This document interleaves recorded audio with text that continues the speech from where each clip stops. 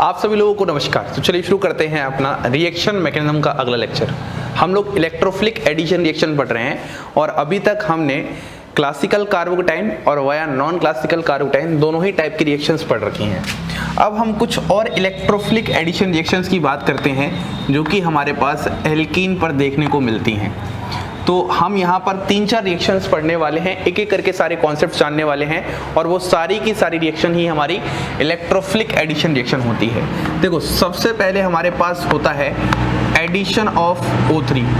आप लोग अच्छे से जानते हो जो ओजोन का एडिशन होता है वो भी हमारे पास इलेक्ट्रोफिलिक एडिशन होता है और इस रिएक्शन को हम लोग बोलते हैं ओजोनोलिसिस।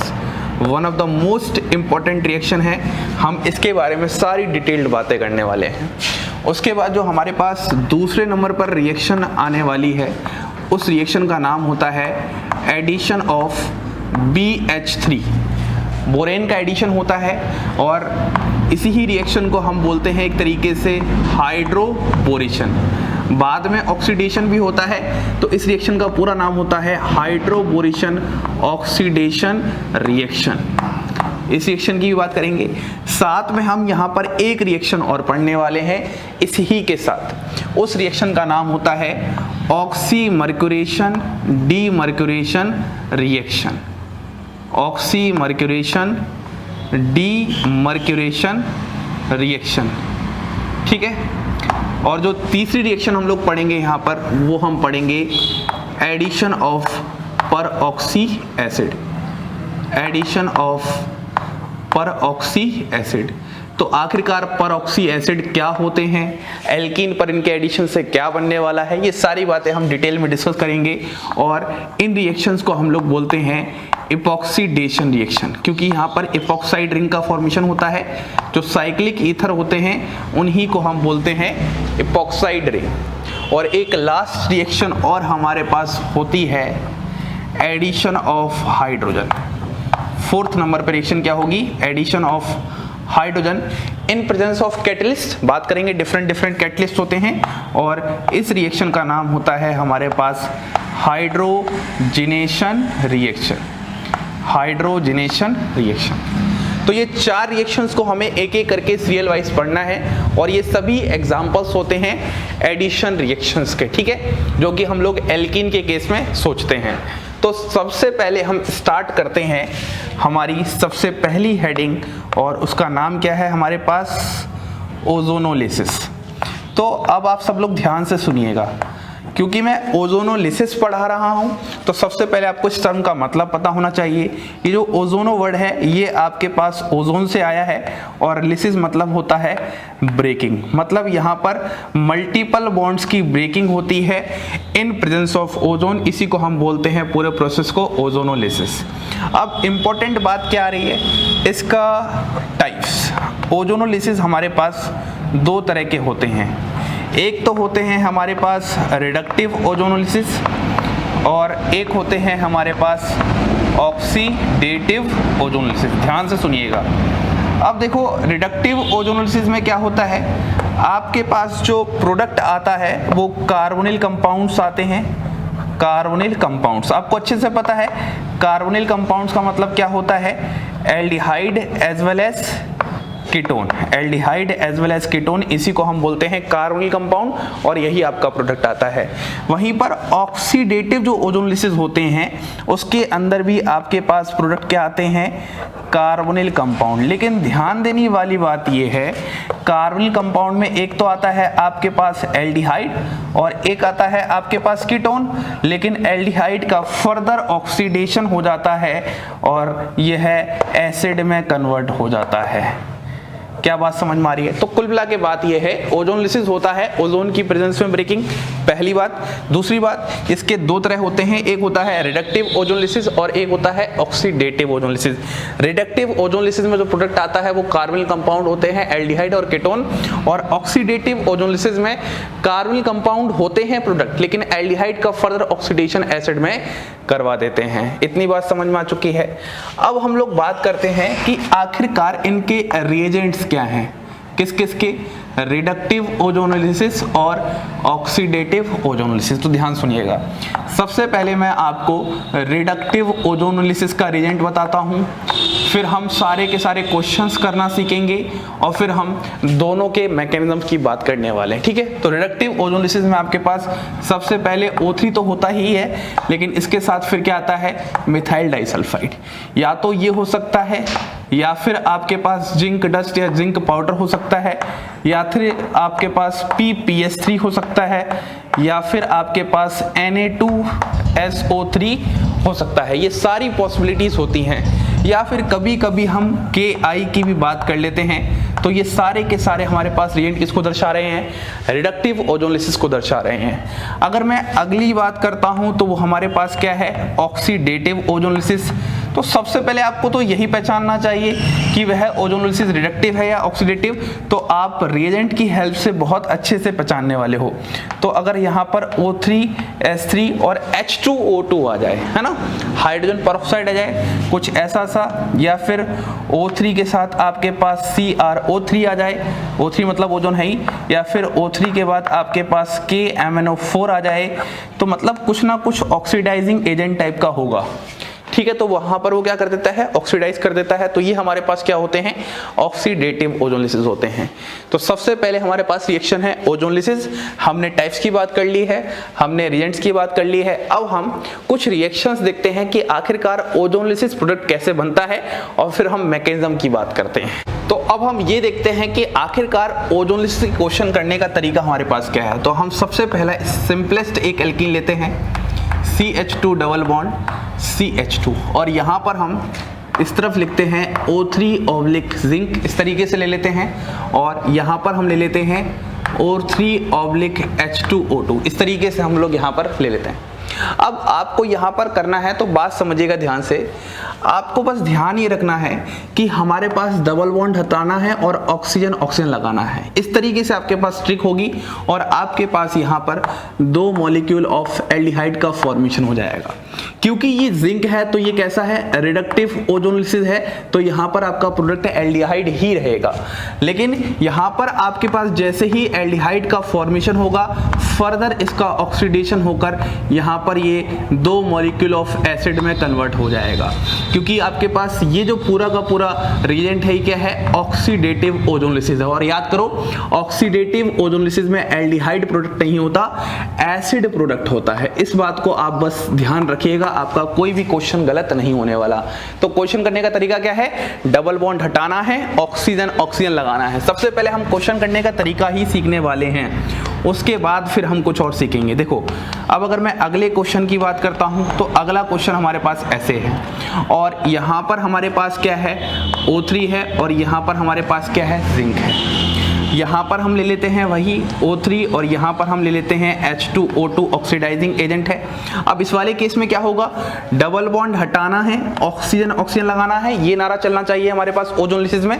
तो हमारे पास यहाँ पर प्रोडक्ट क्या आ जाएगा, एक तो मॉलिक्यूल ऑफ कीटोन आ जाएगा कुछ इस तरीके से, और एक मॉलिक्यूल किसका आ जाएगा आपके पास, एल्डिहाइड का आ जाएगा। क्योंकि ये रिडक्टिव ओजोनोलिसिस है तो इसमें एल्डिहाइड ही बना रहेगा। बस आपको इसका ध्यान रखना है कि ये रिडक्टिव है कि ऑक्सीडेटिव है। इस वाले केस में देखते हैं तो आपके पास यहाँ पर क्या है, एक कीटोन का मॉलिक्यूल आ गया, और साथ में आपके पास जब एल्डिहाइड होगा तो एल्डिहाइड का फर्दर ऑक्सीडेशन हो जाएगा, और वो ऑक्सीडेशन किस में हो जाएगा, एसिड में हो जाएगा। इस बात को आपको ध्यान रखना है। एक तो प्रोडक्ट ये है और एक प्रोडक्ट ये है, तो मेनली आपको वहां पर डिफरेंशिएट करना आना चाहिए कि वो रिडक्टिव ओजोनोलिसिस है कि ऑक्सीडेटिव ओजोनोलिसिस है। और कुछ क्वेश्चंस की बात करते हैं। अगर हम कुछ और क्वेश्चंस की बात करते हैं तो मुझे यहाँ पर बताइएगा, CH3, यहाँ पर CH3 डबल बॉन्ड, यहाँ पर CH3 और यहाँ पर CH3। बात समझ में आ रही एकदम अच्छे से। और आपके पास यहाँ पर क्या होगा, O3 जिंक होगा। मैं इस बार यही लेता हूं। तो कैसे करोगे प्रोडक्ट कंप्लीट, बहुत ही आसानी के साथ, डबल बॉन्ड हटाया, ऑक्सीजन ऑक्सीजन लगाया, तो इस वाले केस में आप क्या बना दोगे, यहाँ पर 2 मॉलिक्यूल ऑफ कीटोन बना दोगे, क्योंकि ये कैसी एल्कीन है, सिमेट्रिकल एल्केन है तो 2 मॉलिक्यूल ऑफ कीटोन ही आ जाएंगे। अगर मान लो इसकी जगह मैं ऑक्सीडेटिव ओजोनोलिसिस करवाता तब क्या करते, आंसर कीटोन ही रहता, क्योंकि कीटोन का फर्दर कोई ऑक्सीडेशन नहीं होता। ऑक्सीडेटिव के केस में सिर्फ और सिर्फ एल्डिहाइड को एसिड में कन्वर्ट करना होता है। अब हम कुछ एक बहुत ही टिपिकल सा एग्जांपल ले लेते हैं। मान लो क्वेश्चन कुछ इस तरीके से ले लिया, बताइए। अब इस वाले केस में हमने यहाँ पर क्या ले लिया, O3 और जिंक ले लिया, रिएक्टिव ओजोनोलिसिस ले लिया। जहाँ जहाँ पर डबल बॉन्ड है वहाँ पे डबल बॉन्ड हटाओ, ऑक्सीजन ऑक्सीजन लगाओ। तो देखो, एक तो आपके पास यहाँ पर ये वाला स्ट्रक्चर जाएगा, डबल बॉन्ड O और डबल बॉन्ड O। बात समझ में आ रही है। यहाँ पर आपके पास H तो रहेगा ही इस तरीके से, और यहाँ पर क्या जाएगा, 2 मॉलिक्यूल ऑफ HCHO।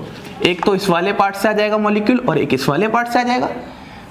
बहुत ध्यान से देखो, अगर इसकी जगह ऑक्सीडेटिव ओजोनोलिसिस होता, हम यहाँ पर ऑक्सीडेटिव ओजोनोलिसिस लेते, तो ये दोनों मॉलिक्यूल किस में कन्वर्ट हो जाते, एसिड में हो जाते, और ये वाला मॉलिक्यूल भी किस में कन्वर्ट हो जाता, एसिड में कन्वर्ट हो जाता। तो बहुत ही सिंपल केमिस्ट्री है, यहाँ पर हमें इतनी दिक्कत नहीं आने वाली। बात समझ में आ रही है। तो ये हमारे पास पूरा का पूरा क्वेश्चन करने का तरीका आया। तो मतलब कुल मिला के अगर हम ट्रिक की बात करें कि अगर हमें ओजोनोलिसिस के क्वेश्चन करने हों तो हमारे पास ट्रिक क्या होगा, तो सिंपल सी ट्रिक है, डबल बॉन्ड हटाओ, ऑक्सीजन ऑक्सीजन लगाओ, डबल बॉन्ड हटाओ,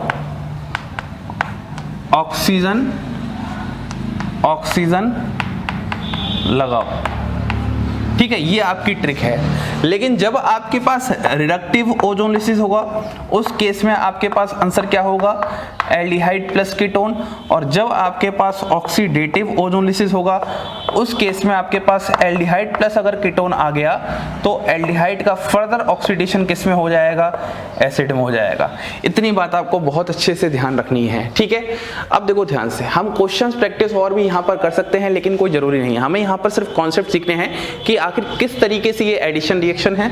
हम जब डिटेल में रिएक्शन मैकेनिज्म की बात अपनी 11 से बीएससी वाली सीरीज जो पढ़ रहे हैं उसमें जब मैं आपको चैप्टर वाइज पढ़ाऊंगा एल्केन एल्कीन, तो एल्कीन के टाइम पर जब मैं केमिकल प्रॉपर्टीज पढ़ाऊंगा तो इस ओजोनोलिसिस को एकदम बेसिक से लेकर एकदम हायर तक लेके जाने वाला हूं। और जिसको अभी देखने का मन है तो मैंने रिजेंट्स में ओजोनोलिसिस टॉपिक पढ़ाया है एकदम डिटेल में, लेकिन सिर्फ वही बच्चे देखें जो नेट या गेट की तैयारी कर रहे हैं या आईआईटी जैम जिनका हो चुका है। जो बच्चा अभी सीखने की कोशिश कर रहा है या जो बच्चा जैम की तैयारी कर रहा है वो इस ही सीक्वेंस को फॉलो करे। ये ओजोनोलिसिस अभी ना जाने कितनी बार मैं यहाँ पर आपको पढ़ाऊंगा, तो वहाँ पर हम डिफरेंट टाइप के क्वेश्चंस की वैरायटी सॉल्व करेंगे। अब हम इसके मैकेनिज्म की बात करते हैं, उसकी मैकेनिज्म से कुछ इंपॉर्टेंट पॉइंट निकालने हैं जो कि मुझे आपको समझाने हैं। तो आइए अब हम बात करते हैं मैकेनिज्म ऑफ ओजोनोलिसिस। देखना बहुत ही प्यारी मैकेनिज्म है आपके पास जिसको हम समझना स्टार्ट करते हैं। सबसे पहले हम रिएक्शन ले लेते हैं कि आखिरकार हमें किस पे मैकेनिज्म की बात करनी है।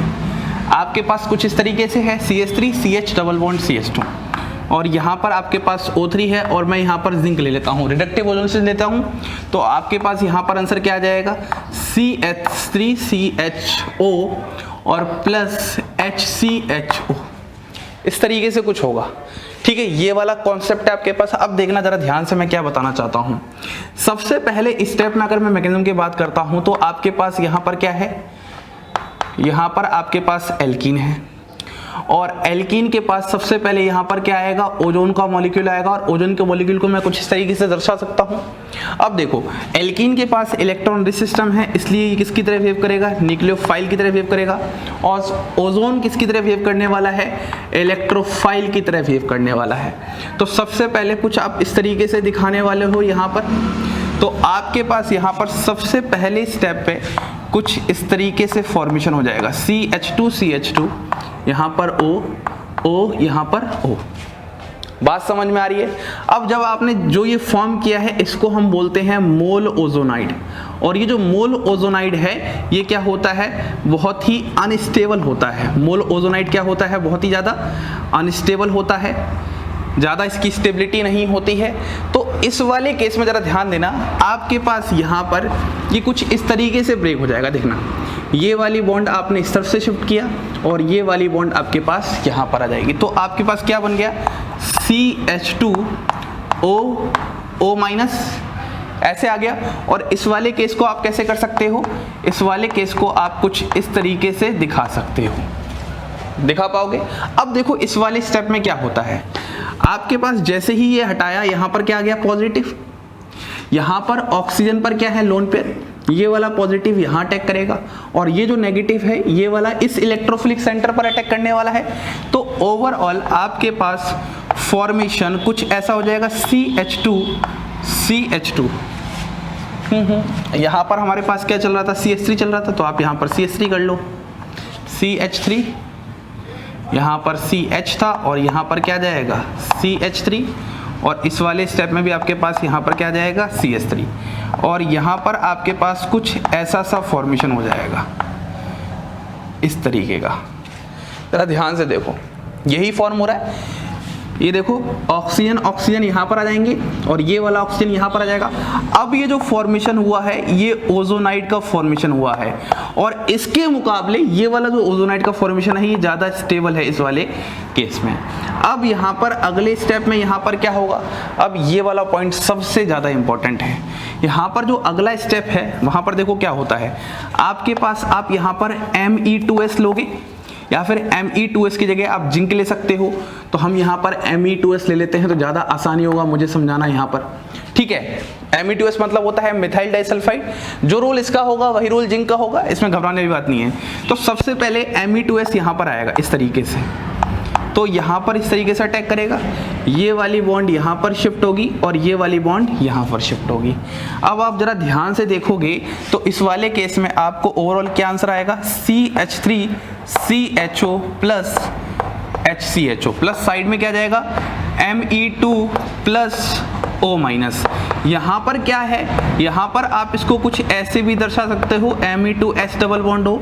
यहाँ पर डाइसल्फाइड ने क्या कर लिया है, ऑक्सीजन को कैप्चर कर लिया है। तो एक्चुअली ये जो भी डाइसल्फाइड होते हैं, जैसे ध्यान से देखना, जिंक होता है तो जिंक ZnO में कन्वर्ट हो जाता है, PPS3 होता है तो PPS3O में कन्वर्ट हो जाता है। ऐसे ही आपके पास Na2SO3 होता है तो वो Na2SO4 में कन्वर्ट हो जाता है, और ऐसे ही अगर आपके पास Me2S होता है तो वो किस में हो जाता है, Me2SO। तो ये जितने भी काम कर रहे हैं ये क्या कर रहे हैं, ऑक्सीजन कैप्चर का काम कर रहे हैं, इसीलिए फर्दर कोई ऑक्सीडेशन नहीं हो पाएगा, तो आपका कार्बोनिल कंपाउंड ही बना रहेगा। बात समझ में आ रही है बहुत अच्छे से। तो ये आपके पास ओवरऑल क्या है, यहाँ पर मैकेनिज्म है, और ये आपके पास इसको हम बोलते हैं ज्यूटर आयनिक इंटरेक्शन। देखो ये थोड़ी सी एडवांस बातें हैं, लेकिन अभी से आपको प्रैक्टिस करना सीखना है, अभी से सारी बातें समझनी है, तो इस तरीके से हो जाएगा। देखो अब मैकेनिज्म में जाने की जरूरत नहीं है, हमें शॉर्ट ट्रिक पता है, डबल बॉन्ड हटाओ, ऑक्सीजन ऑक्सीजन लगाओ, तो इतनी ज़्यादा दिक्कतें नहीं है। मैकेनिज्म सिर्फ आपको कुछ बातें समझाने के लिए थी कि हमारे पास किस तरीके से रिएक्शन होता है। हमारे पास सबसे पहले मूल ओजोनाइड का फॉर्मेशन होता है जो कि लेस स्टेबल होता है, अनस्टेबल होता है, फिर ओजोनाइड का फॉर्मेशन होता है, आपने बहुत बार ओजोनाइड बनाया भी होगा, झोपड़ी टाइप आप बोलते भी हो इसको, और लास्ट में कार्बोनिल कंपाउंड का फॉर्मेशन होता है। ये हमारे पास सारी बातें आती हैं। उम्मीद करता हूं आपको ये सारी बात समझ में आ रही। तो ये जो हमारे पास पूरा का पूरा मैकेनिज्म है ये किसके लिए था, रिडक्टिव ओजोनोलिसिस के लिए था। लेकिन अगर हमारे पास ऑक्सीडेटिव ओजोनोलिसिस आ जाए तो उस केस में क्या होता है, कुछ नहीं, आपको सिर्फ इतना याद रखना है। मैं यहाँ पर अब ज़्यादा मैकेनिज्म नहीं बता रहा यार, नहीं तो ज़्यादा कंफ्यूज हो जाओगे। जो आपके पास एल्डिहाइड होता है उस एल्डिहाइड के सामने H2O2 आ जाता है जो कि ऑक्सीडाइजिंग एजेंट होता है, और उसको किस में कन्वर्ट कर देता है, एसिड में कन्वर्ट कर देता है। बस ये एक स्टेप प्लस हो जाता है, बाकी सारी की सारी बातें वही रहती हैं। अब हमें इस आखिरकार मैकेनिज्म से निकल के क्या आया, तो हमें निकल के ये आया, अगर हमारे पास रिजियो सेलेक्टिविटी की बात करते हैं कि एक ही कंपाउंड है और उस कंपाउंड में एक से ज़्यादा हमारे पास क्या है, जल्दी से बताओ, एल्कीन है, तो उस वाले केस में किस एल्कीन पर अटैक होगा। तो आप हमेशा याद रखो जो हमारे पास ये रिएक्शन है it is an example of electrophilic addition reaction. तो जिस एल्कीन पर इलेक्ट्रॉन डेंसिटी ज़्यादा होगी या जो इलेक्ट्रॉन रिच ज़्यादा होगा उस ही केस में आपकी वहाँ पर रिएक्टिविटी भी क्या होगी, ज़्यादा ही होगी। बस इतनी बात आपको यहाँ पर ध्यान रखनी है। फॉर एग्जाम्पल अगर मैं एग्जाम्पल यहाँ पर ले लेता हूँ आपके सामने, ये आपके पास यहाँ पर है डबल बॉन्ड और यहाँ पर है आपके पास OMe ले लिया, और यहाँ पर हमने ले लिया O3 जिंक, एक इक्विवेलेंट हमने ले लिया ओजोन का। अब मुझे बताओ दोनों में से डबल बॉन्ड में से कहाँ पर होने वाला है, इस कॉन्सेप्ट को हमें समझना है। तो अभी अभी हमने समझा ये न्यूक्लियोफाइल है, ये इलेक्ट्रोफाइल है। तो इलेक्ट्रोफाइल ज़्यादा अटैक जल्दी कहाँ करेगा? जहाँ पर इलेक्ट्रॉन डेंसिटी ज़्यादा है। और हमारे पास इस वाले केस में यहाँ पर ऑक्सीजन का लोन पर इलेक्ट्रॉन डेंसिटी इंक्रीज कर रहा है, तो इस वाले डबल बॉन्ड पर इलेक्ट्रॉन डेंसिटी हमारे पास क्या है? ज़्यादा है। तो डबल बॉन्ड हटाओ, ऑक्सीजन ऑक्सीजन लगाओ, तो आपके पास ओवरऑल आंसर क्या आ जाएगा? ये वाली double bond as it is ऐसे ही रहेगी और यहाँ पर आ जाएगा डबल बॉन्ड OH और ये आ जाएगा C डबल बॉन्ड OMe। ये प्यारी सी बात को आपको बहुत अच्छे से ध्यान रखना है। This is all about ozonolysis reaction. सबसे पहले हमने क्या सीखा कि आखिरकार ओजोनोलिसिस का मतलब क्या होता है। फिर हमने क्या सीखा कि क्वेश्चंस कैसे करते हैं, डबल बॉन्ड हटाओ, ऑक्सीजन ऑक्सीजन लगाओ। फिर हमने क्या सीखा कि आखिरकार इसकी मैकेनिज्म क्या है, आपका दिल रखने के लिए मैंने बता दिया।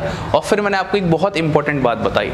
अब एक और छोटी सी बात यहाँ पर ही मैं बता देता हूँ कि आखिरकार हमारे पास अगर कार्बोनिल कंपाउंड हो तो कार्बोनिल कंपाउंड से किस तरीके से एल्कीन बनाएंगे, मतलब रिवर्स प्रॉब्लम ऑफ ओजोनोलिसिस। तो कॉम्पिटिशन्स में ज़्यादातर कभी कभी पूछ दिया जाता है। तो अब हम एक बहुत इंपॉर्टेंट बात कर लेते हैं ओजोनोलिसिस से ही related, reverse problem of ozonolysis. तो आइए अब हम बात कर लेते हैं रिवर्स प्रॉब्लम ऑफ ओजोनोलिसिस। देखो, अगर हम रिवर्स प्रॉब्लम ऑफ ओजोनोलिसिस की बात करते हैं तो यहाँ पर आपको ध्यान ये देना है कि हम लोग यहाँ पर स्ट्रक्चर ऑफ एल्कीन को डिड्यूस कर सकते हैं।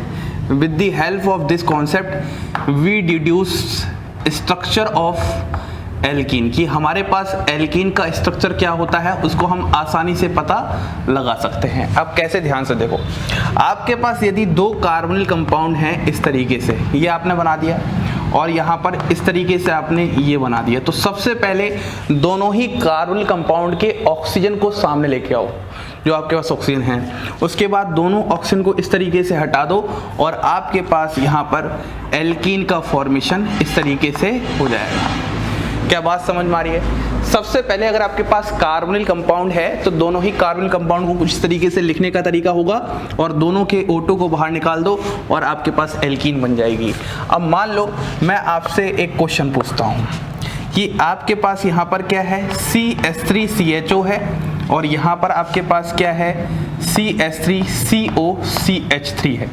ये दो कार्बोनिल कंपाउंड है। अब ये जो दोनों ही कार्बोनिल कंपाउंड हैं, इन दोनों ही कार्बोनिल कंपाउंड से कौन सी एल्कीन बनने वाली है? तो हमें स्ट्रक्चर ऑफ एल्कीन को डिड्यूस करना है, या फिर आप यूँ कह लो कि हमें रिवर्स प्रॉब्लम करनी है। जैसे मान लो हम ऐसे ना करके यहाँ पर क्या करते हैं, इस तरीके से कर देते हैं और यहाँ पर O3 और जिंक वगैरह लिख देते हैं, रिएजेंट लिख देते हैं और पूछते हैं बताइए यहाँ पर हमारे पास एल्कीन कौन सी होने वाली है। तो बहुत ही सिंपल तरीका है, इन दोनों को लिखने का तरीका बस आपको पता होना चाहिए। तो CH3CHO को आप कैसे लिख सकते हो, ये आपके पास एल्डिहाइड है तो आप इसको ऐसे लिख सकते हो, और इसको कीटोन है तो इसको आप ऐसे लिख सकते हो CH3C डबल बॉन्ड O और यहाँ पर CH3। तो सबसे पहले आपको दोनों के ही ऑक्सीजन को आमने सामने लेके आना है, इस कॉन्सेप्ट को समझना है। उसके बाद क्या होगा, यहाँ से हम O2 बाहर निकाल देंगे और आपके पास कुछ इस तरीके से एल्कीन का फॉर्मेशन हो जाएगा। बस ये आपके पास एक कॉन्सेप्ट है जो कि आपको बहुत अच्छे से ध्यान रखना है। बात समझ में आ रही है? कोई दिक्कत तो नहीं है? ठीक है। अब हम लोग अपनी इस पहली रिएक्शन के बाद दूसरी रिएक्शन की तरफ बढ़ते हैं। यहाँ पर मैं थोड़ा सा सीक्वेंस चेंज कर देता हूँ और मैं दूसरी रिएक्शन आपको यहीं पर एडिशन ऑफ परऑक्सी एसिड पढ़ा देता हूँ। Addition of peroxy acid. देखो, ज़्यादा यहाँ पर डिटेल में बात नहीं करेंगे, मैं बस आपको एग्जांपल दिखा रहा हूँ कि कहाँ कहाँ पर और एडिशन रिएक्शंस होती हैं। तो सबसे पहले परऑक्सी एसिड का मतलब होता है, ये हमारे पास एक तरीके से कार्बोक्सिलिक एसिड ही होते हैं लेकिन विथ एक्स्ट्रा ऑक्सीजन, इन्हीं को बोलते हैं परऑक्सी एसिड, क्योंकि यहाँ पर क्या है, हमारे पास ऑक्सीजन ऑक्सीजन लिंकेज है और ये बहुत ही वीक बॉन्ड होती है, इसलिए यहाँ पर टूटना भी पॉसिबल हो जाता है। या तो ये पॉसिबल होती है, और एक बहुत ही फेमस परऑक्सी एसिड होता है जिसको हम यहाँ पर यूज़ करते हैं MCPBA। इसका फुल फॉर्म होता है मेटा क्लोरो पर बेंजोइक एसिड। फुल फॉर्म क्या होता है? मेटा क्लोरो पर बेंजोइक एसिड। रिएजेंट की तरह वर्क करेगा, परऑक्सी एसिड होता है। तो अगर मैं इसका स्ट्रक्चर बनाऊं तो देखो ध्यान से क्या होगा, यहाँ पर आपने C डबल बॉन्ड OH, एक एक्स्ट्रा ऑक्सीजन है यहाँ पर कार्बोक्सिलिक एसिड से, और इसकी मेटा पोजीशन ये है, इसकी ऑर्थो और ये है इसकी मेटा। इस ग्रुप के जस्ट बगल में ऑर्थो होगी और यहाँ मेटा, तो मेटा पर क्लोरो लगा है। तो इस रिएजेंट का यूज करके होगा क्या आखिरकार, तो एग्जांपल हम लोग समझते हैं। हमारे पास यहाँ पर क्या है, एल्कीन है CH2 डबल बॉन्ड CH2, और यहाँ पर हम क्या कर रहे हैं, MCPBA ले रहे हैं। इस तरीके से हमारे पास क्या है, MCPBA। तो हमारे पास यहाँ पर क्या फॉर्मेशन हो जाएगा, हमारे पास यहाँ पर इस तरीके से इपॉक्साइड का फॉर्मेशन हो जाएगा। ये जो इपॉक्साइड होते हैं इन्हीं को हम लोग बोलते हैं साइक्लिक ईथर। ये बात आपको यहाँ पर मुझे सिखानी थी। तो देखो यहाँ पर क्या हो रहा है, 1 पाई बॉन्ड ब्रेक हो रही है, और 1 पाई बॉन्ड जो ब्रेक होती है वो किस में कन्वर्ट हो रही है, 2 न्यू सिग्मा बॉन्ड, और इसीलिए हम इसको बोलते हैं एडिशन रिएक्शन। बात समझ में आ रही है।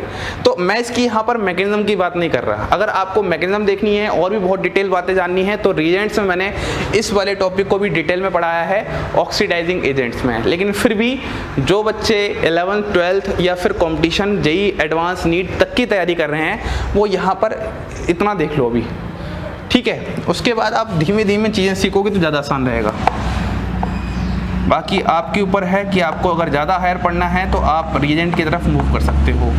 देखो CH3 CH double bond CH2 है, तो आपके पास यहाँ पर भी क्या होता है, MCPBA होता है। तो बस क्या करना है, डबल बॉन्ड हटाना है, ऑक्सीजन ऑक्सीजन लगाना है, और आपके पास ये एग्जाम्पल किसके होते हैं, इपॉक्साइड फॉर्मेशन के होते हैं। तो मैं कहना ये चाहता हूं कि जब आपको मैंने सबसे पहली रिएक्शन पढ़ाई ओजोनलिसिस, वो भी एग्जांपल किसका होता है, एडिशन रिएक्शन का, और ये दूसरा एग्जांपल मैं बता रहा हूं एडिशन ऑफ परऑक्सी एसिड, ये भी एग्जांपल किसका होता है, एडिशन रिएक्शन का। अब हम आगे मूव करते हैं जहां पर हम पढ़ते हैं एडिशन ऑफ हाइड्रोजन, जहां पर हाइड्रोजनेशन रिएक्शन की बात करेंगे। तो आइए अब हम बात करते हैं अपनी थर्ड एडिशन रिएक्शन जो कि है एडिशन ऑफ हाइड्रोजन, और इसी को हम लोग बोलते हैं हाइड्रोजनेशन रिएक्शन। अब आप ध्यान से एक एक करके सारी बातें सुनना। देखो हाइड्रोजनेशन रिएक्शन बेसिकली यहाँ पर क्या होगा, अगर मैं आपसे सीधे एग्जांपल की बात करता हूँ, आपके पास CH2 डबल बॉन्ड CH2 इस तरीके से एल्कीन है, और इसके सामने हम यहाँ पर क्या लेते हैं, H2 लेते हैं। H2 जो हम लेंगे वो इन प्रेजेंस ऑफ कैटलिस्ट लेंगे, या फिर निकल होगा, या फिर प्लेटियम होगा, या फिर पैलेडियम होगा। और आपके पास यहाँ पर क्या होगा, एक पाई बॉन्ड टूटेगी, 2 सिग्मा बॉन्ड लगेंगी, और दोनों ही सिग्मा बॉन्ड पर क्या लग जाएंगे आपके पास, H और H। बात समझ में आ रही है। ये जो आपके पास मेटल कैटलिस्ट होते हैं इनका रोल क्या होता है, हम लोग यहाँ पर सबसे पहले ये समझ लेते हैं। मेटल कैटलिस्ट क्या करते हैं, सरफेस प्रोवाइड करते हैं। अब सरफेस प्रोवाइड करने का मतलब क्या है, ये रिएक्शन जो होती है एक एड्सॉर्प्शन फिनोमेना के थ्रू होता है कि सबसे पहले मेटल के सरफेस पर H2 एड्सॉर्ब होगा, फिर सबस्ट्रेट आएगा एल्कीन, वो भी एड्सॉर्ब होगा, और उस तरीके से कॉम्प्लेक्स फॉर्मेशन होकर रिएक्शन होगी। तो आपको ज़्यादा डिटेल में नहीं जाना, बस आपको इतना समझना है यहाँ पर ये होगा, ठीक है।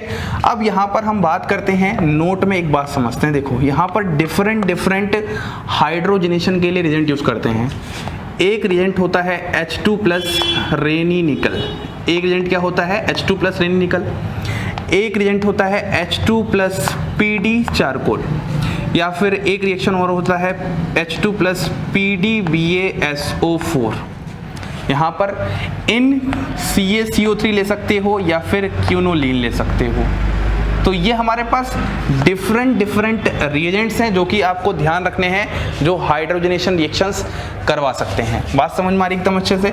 तो हम अगर रिएजेंट्स की बात करते हैं तो इसको तो हम लोग रेनी निकल इस तरह सिंपली बोल सकते हैं। रेनी निकल क्या होती है, एक स्पेशल फॉर्म होती है जहाँ पर निकल पाउडर फॉर्म में प्रेजेंट होता है, और ये हमारे पास होता है लिंडलार्स कैटलिस्ट। हम लोग और डिटेल में बातें कर सकते हैं हाइड्रोजनेशन रिएक्शन के बारे में जब मैं आपको एल्काइंस की इलेक्ट्रोफिलिक एडिशन रिएक्शन पढ़ाऊंगा। अभी ज़्यादा डिटेल में बात करने से कोई सेंस नहीं है, जब एल्काइन टॉपिक आएगा तो मैं वहाँ पर और डिटेल में आपसे सारी बातें करने वाला हूँ। अगर एक और एग्जांपल की हम बात करें तो बताओ भाई, इस वाले केस में हमारे पास क्या होगा, यहाँ पर हमारे पास क्या है, H2 है, और यहाँ पर हम रिएजेंट निकल ले लेते हैं। तो इस वाले केस में डबल बॉन्ड हटाओ और H लगाओ, तो ये भी हमारे पास क्या है, it is also an example of addition reaction. तो ये हमारे पास बस इतनी सी जानकारी याद रखो कि ये भी एक एडिशन रिएक्शन होती है, ठीक है। और डिटेल में हम एल्काइन के केस में बात करेंगे। अब हम अपने लास्ट टॉपिक की तरफ बढ़ते हैं इसके एडिशन रिएक्शन में, जो कि बहुत इंपॉर्टेंट है, जहाँ पर हम पढ़ेंगे reaction hydroboration oxidation reaction. Hydroboration oxidation reaction. देखो ये जो रिएक्शन है ये 2 स्टेप्स में होती है। सबसे पहले स्टेप में क्या होता है, हाइड्रोजन और बोरोन का जुड़ना होता है, तो इसीलिए हम लोग क्या बोलते हैं, हाइड्रोबोरेशन। क्या हो रहा है इसका मतलब, हाइड्रोजन और जो आपके पास बोरोन होता है उसके एडिशन को ही हम लोग बोलते हैं हाइड्रोबोरेशन। तो ये आपके पास पहला स्टेप होता है और दूसरा स्टेप आपके पास होता है ऑक्सीडेशन, इसलिए रिएक्शन का नाम होता है हाइड्रोबोरेशन ऑक्सीडेशन रिएक्शन। तो मैं सबसे पहले आपके पास एग्जाम्पल लेके आता हूं और उस एग्जाम्पल में मैं आपको सबसे पहले रिएक्शंस कंप्लीट करना सिखाता हूं और फिर हम बात करेंगे यहाँ पर मैकेनिज्म की, और मैकेनिज्म के बाद हम डिफरेंट ऑब्जर्वेशंस निकालने वाले हैं। देखो अगर मैं सबसे पहले बात करूंगा तो सबसे पहले स्टेप पे हमारे पास क्या होता है, BH3 होता है और यहाँ पर .THF ले लो। सॉल्वेंट की प्रेजेंस में हम लोग बात कर सकते हैं, यहाँ पर कोई दिक्कत नहीं है। और दूसरे स्टेप में आपके पास ऑक्सीडाइजिंग एजेंट होता है H2O2/OH-। ये आपके पास रिएजेंट है, और रिएजेंट अगर ये है तो दोनों से आपके पास यहाँ पर आंसर क्या होगा, CH3CH2। देखो यहाँ पर H और यहाँ पर OH, एक पाई बॉन्ड हटाया, 2 सिग्मा लगाया, यहाँ पर H लगाया और यहाँ पर OH लगाया।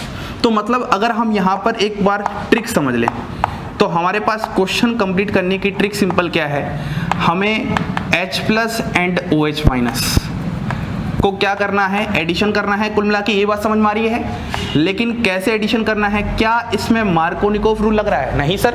नेगेटिव पार्ट अगर यहाँ पर आता तो मार्कोनिकोव रूल लगता, उसके जस्ट अपोजिट लग रहा है तो हम बोलेंगे यहाँ पर एंटी मार्कोनिकोव रूल लग रहा है। देखो अभी तक मैंने आपसे एंटी मार्कोनिकोव रूल की जानबूझकर बात नहीं की, लेकिन जहां पर भी जस्ट उल्टा मार्कोनिकोव के हो रहा हो उसी को बोलते हैं एंटी मार्कोनिकोव। हम लोग बहुत डिटेल में बात करेंगे जब मैं आपको फ्री रेडिकल एडिशन पढ़ाऊंगा एल्कीन का, वहां पर हम इस टॉपिक के बारे में और डिटेल में बात करेंगे। बस अभी आप ये समझ जाओ, मार्कोनिकोव के जस्ट अपोजिट आप हो, आपके जस्ट अपोजिट अगर कोई वर्क करे तो हम बोलेंगे वो आपके एंटी है एक तरीके से। तो यही वाला कॉन्सेप्ट यहाँ लग रहा है। तो अगर हम यहाँ पर एक क्वेश्चन और लेते हैं और उस क्वेश्चन को कंप्लीट करते हैं, हमारे पास यहाँ पर ये एल्कीन है, अनसिमेट्रिकल एल्कीन है। सिमेट्रिकल एल्कीन में तो ऐसा कोई क्वेश्चन बनने की दिक्कत ही नहीं है, कहीं पर भी OH लगाओ। और दूसरे स्टेप में आपके पास क्या है, H2O2/OH- है। जब आपने ऐसा किया तो आपके पास यहाँ पर क्या हो जाएगा, डबल बॉन्ड आपने हटाया, 2 सिग्मा लगाया, यहाँ पर OH लगाओगे और यहाँ पर H।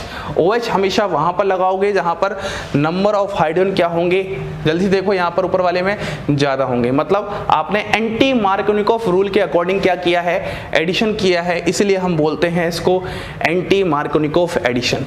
तो कुल मिला के ये आपका हो गया हाइड्रोबोरेशन ऑक्सीडेशन रिएक्शन कंप्लीट करने का तरीका।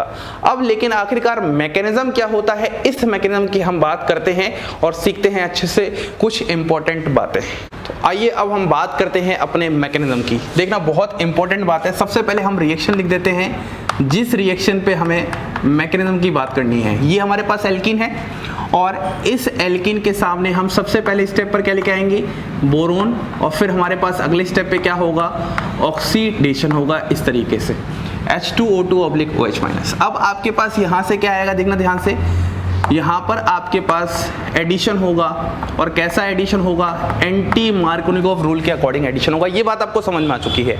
लेकिन अब आखिरकार इस रिएक्शन की हमारे पास मैकेनिज्म क्या है और उसकी मैकेनिज्म से क्या क्या इंपॉर्टेंट बातें हैं जो निकल के आ रही हैं।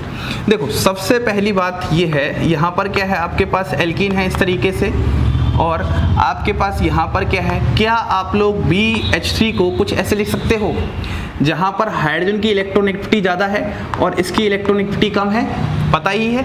और इस वाले को अगर आप इलेक्ट्रोनेगेटिविटी शिफ्ट करोगे तो इस तरफ आ जाएगा क्या, नेगेटिव, और इस तरफ क्या आ जाएगा, पॉजिटिव। पॉजिटिव पर नेगेटिव लगाओ और नेगेटिव पर पॉजिटिव लगाओ। ये आपने ऐसा क्यों किया, क्योंकि बनने वाला कार्बन यहाँ पर स्टेबल बन रहा होगा। तो आपके पास यहाँ पर आ जाएगा CH3CH2, यहाँ पर CH, और यहाँ पर क्या आ जाएगा आपके पास BH2। क्या आपको इतनी बात समझ में आ रही है? यहाँ तक तो कोई दिक्कत नहीं है। सबसे पहले हमने क्या किया है, बोरोन और हाइड्रोजन को ऐड किया है। मतलब ये जो स्टेप है, इसी स्टेप को हम लोग बोलते हैं हाइड्रो बोरेशन, क्या बोलते हैं, हाइड्रोबोरेशन।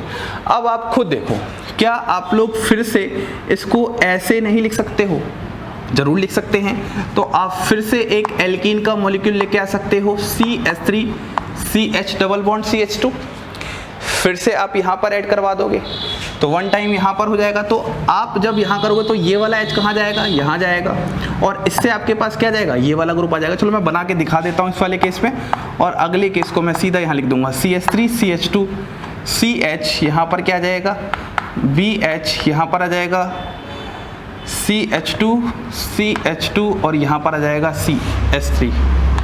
ठीक है, ये वाली बात आएगी। अब आपके पास फिर से एक एल्कीन मॉलिक्यूल है, और फिर से एल्कीन मॉलिक्यूल पर क्या हो जाएगा, हाइड्रोबोरेशन हो जाएगा।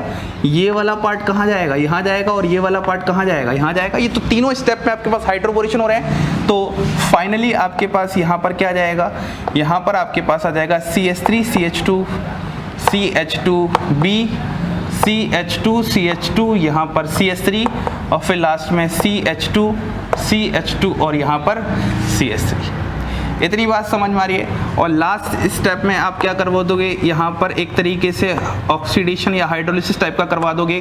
तो आपके पास देखना यहाँ पर देखो, ये जो यहाँ पर आपके पास फॉर्मेशन होगा, सबसे पहले यहाँ पर जब आप एडिशन करवाओगे तो आपके पास एक 4 मेंबर्ड साइक्लिक ट्रांजिशन स्टेट का फॉर्मेशन होगा, 4 मेंबर्ड साइक्लिक ट्रांजिशन स्टेट का फॉर्मेशन होगा। यहाँ पर मैंने दिखाना जरूरी नहीं समझा, तो वहाँ से हमें ये समझ में आएगा कि इसका जो एडिशन होता है वो कैसा एडिशन होता है, सिन एडिशन होता है। सिन एडिशन बोले तो एक साइड से जुड़ना, सिन एडिशन बोले तो एक साइड से जुड़ना, मतलब जहाँ से H जुड़ेगा वहीं से क्या जुड़ेगा, BH2 जुड़ेगा। तो जब हम स्टीरियोकेमिस्ट्री ऑफ एडिशन रिएक्शन पढ़ेंगे तब मैं बहुत डिटेल में बात करूंगा, तब मैं इस स्टेप को भी खोल के दिखाऊंगा और आपको बताऊंगा कि किस तरीके से वहाँ पर सिन एडिशन हुआ है। लेकिन अभी नहीं, अभी तो हमारे मेन मुद्दे की बात ये थी तो हमने कर चुकी है। तो देखो यहाँ पर हमारे पास क्या आ जाएगा, OH आ जाएगा। तो जिस तरफ भी हमारे पास ये वाला बात होगा OH होगा, तो H H और H। तो लास्ट स्टेप आपके पास यहाँ पर 3 मॉलिक्यूल ऑफ क्या आ जाएंगे, एल्कोहल का फॉर्मेशन हो जाएगा। देखो इस तरीके से आपके पास ये आंसर आ जाएगा। और आप जरा अगर कंपैरिजन करोगे तो यही तो आंसर है आपके पास।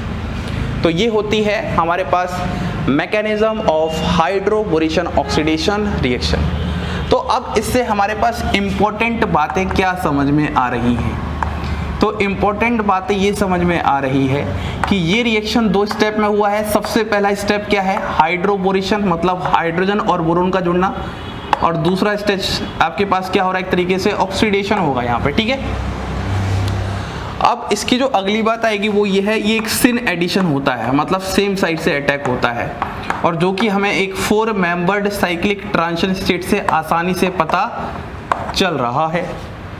ठीक है, अब देखना ध्यान से, आप जो यहाँ पर आंसर कर रहे हो CH3 CH CH2, यहाँ पर H और यहाँ पर OH, ध्यान देखना ये वाला H कहाँ से आया है, ये वाला H BH3 वाले पार्ट से आया है, और ये वाला H कहाँ से आया है, ये वाला OH H2O2/OH माइनस से आया है। इस बात को आप ध्यान रखना, बहुत इंपॉर्टेंट बात है, आगे चल के काम आएगी। कैसे काम आएगी, देखो मैं यहाँ पर एक क्वेश्चन ही करके दिखाता हूँ।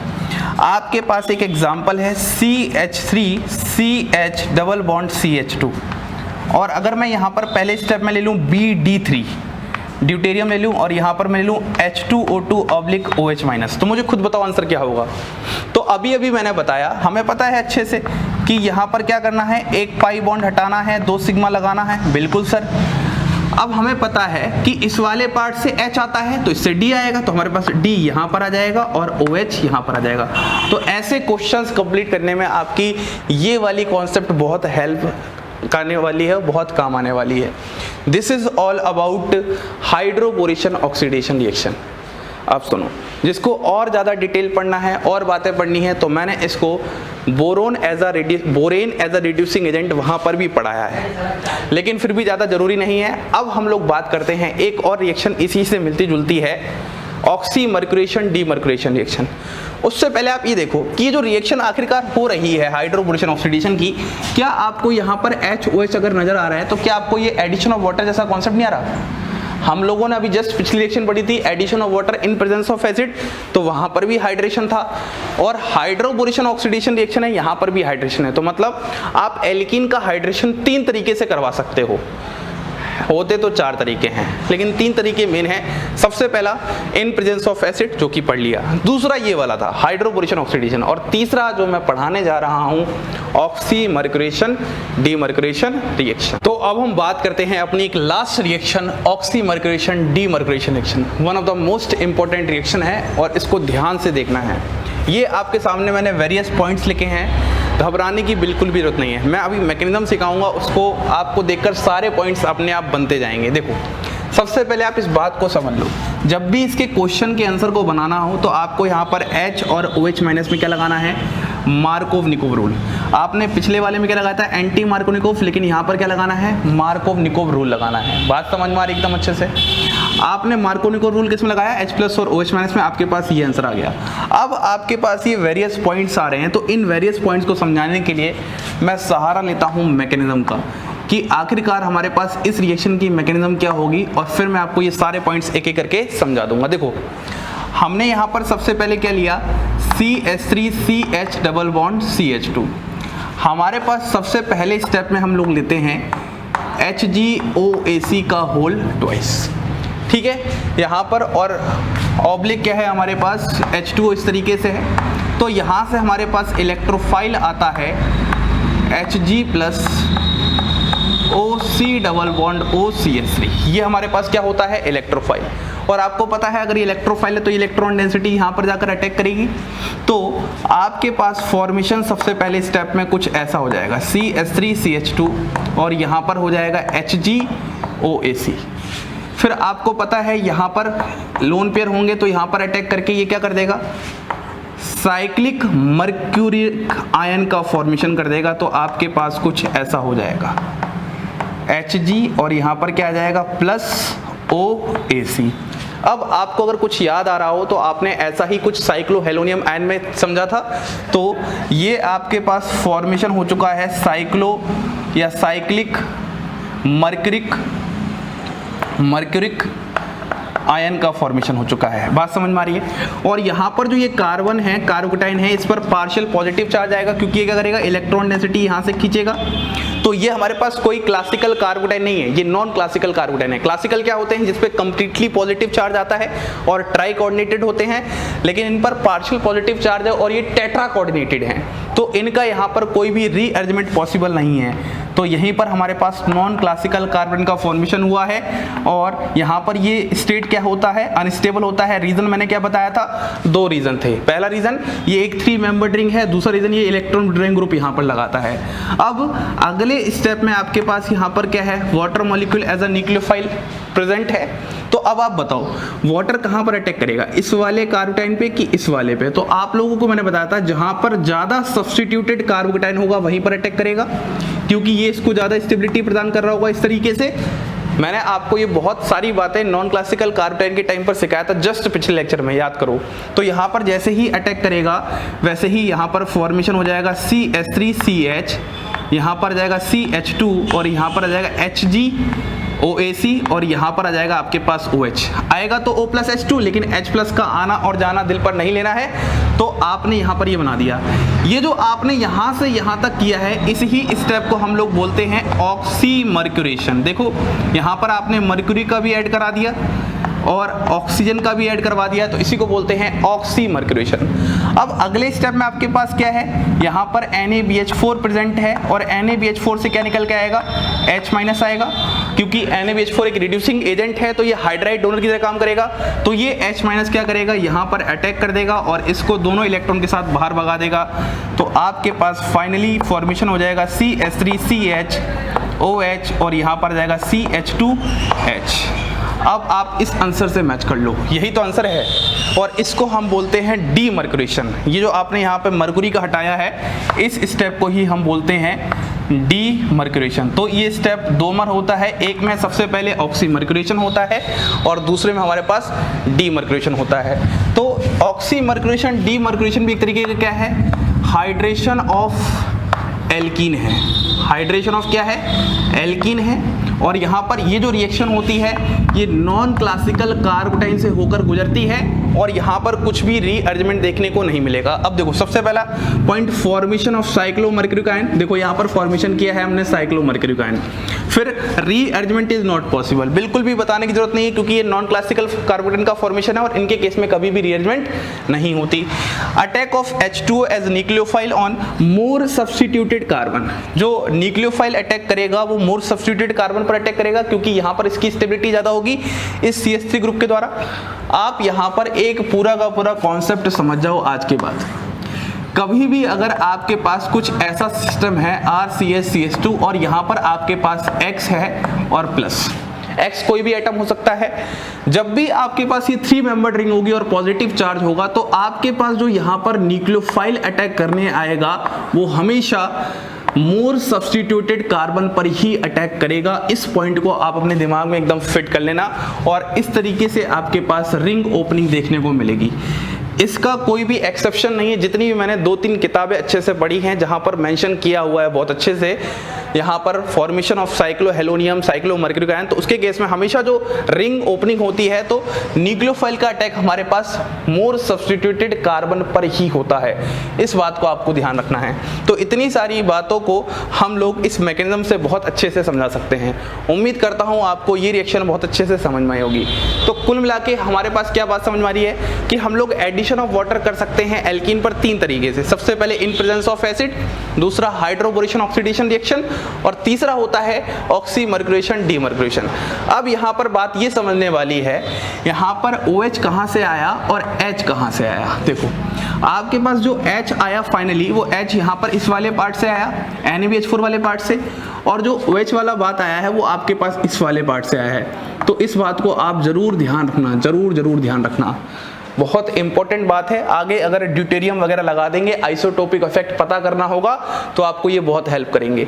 ऐसे हम बहुत सारे क्वेश्चंस प्रैक्टिस करेंगे जब हम प्रॉब्लम सॉल्विंग अप्रोच वाला टॉपिक देखेंगे इसी इलेक्ट्रोफिलिक एडिशन रिएक्शन का, जहां पर मैं आपको सारी रिएक्शंस को जोड़ूंगा और कुछ क्वेश्चंस कराऊंगा बेहतरीन से। तो अभी हमने इस लेक्चर में आज क्या पढ़ा, हमने कुछ मिसलेनियस एडिशन रिएक्शंस पढ़ी जिसमें सबसे पहले हमने ओजोनलिसिस रिएक्शन पढ़ी, उसके बाद हमने वहां पर दूसरी रिएक्शन थी एडिशन ऑफ पर ऑक्सी एसिड, तीसरी रिएक्शन थी एडिशन ऑफ हाइड्रोजन जिसको हम हाइड्रोजनेशन रिएक्शन कहते हैं, और लास्ट रिएक्शन हमारे पास थी हाइड्रोबोरेशन ऑक्सीडेशन, और उसी ही के साथ हमने इस रिएक्शन को भी कंप्लीट कर लिया है। तो हमारा यहाँ तक इलेक्ट्रोफिलिक एडिशन रिएक्शन का एक अच्छा सा पार्ट कंप्लीट होता है। अब हम अगले लेक्चर में पढ़ेंगे स्टीरियोकेमिस्ट्री ऑफ एडिशन रिएक्शन, जो कि बहुत जरूरी है। अभी तक हमने रिएक्शंस की सिर्फ रिएक्शन कंप्लीट करना सीखा है, मैकेनिज्म सीखा है, लेकिन अब कैसे हम रिएक्शंस को 3D स्पेस पे इमेजिन करके उसके 3D अप्रोच को समझेंगे, तो वही हम बात करेंगे स्टीरियोकेमिस्ट्री ऑफ एडिशन रिएक्शन। इसी के साथ आप सभी लोगों को धन्यवाद।